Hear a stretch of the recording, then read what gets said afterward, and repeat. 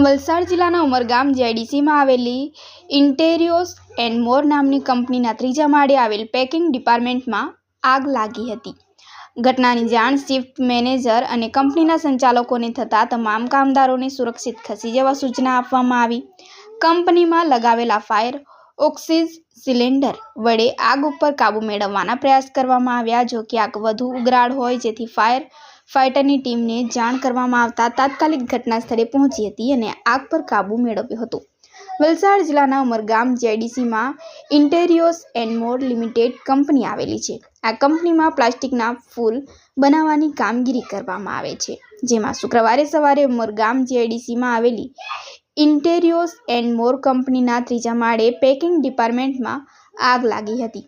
આગ લાગતા કંપનીમાં કામ કરતી મહિલા કામદારોમાં ભાગદોડ મચી ગઈ હતી. કંપનીના કામદારોએ ઘટનાની જાણ શિફ્ટ મેનેજર અને કંપનીના સંચાલકોને કરી હતી, જેથી કંપનીના સંચાલકોએ તમામ મહિલા કામદારોને સુરક્ષિત રીતે આગની ઘટનાથી દૂર રહેવા સૂચના આપી.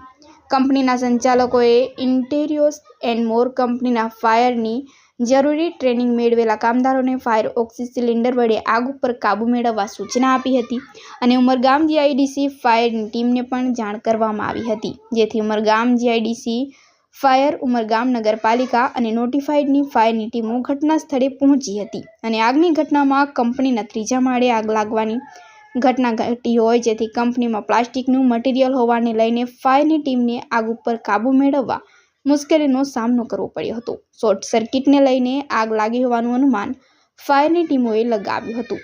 ઉમરગામ જીઆઈડીસીમાં આવેલી ઇન્ટેરિયોર્સ એન્ડ મોર કંપનીમાં આગ લાગી હોવાની ઘટનાની જાણ ઉમરગામ પોલીસની ટીમને થતાં ઉમરગામ પોલીસે ઘટના સ્થળે પહોંચી જરૂરી કાર્યવાહી હાથ ધરી હતી.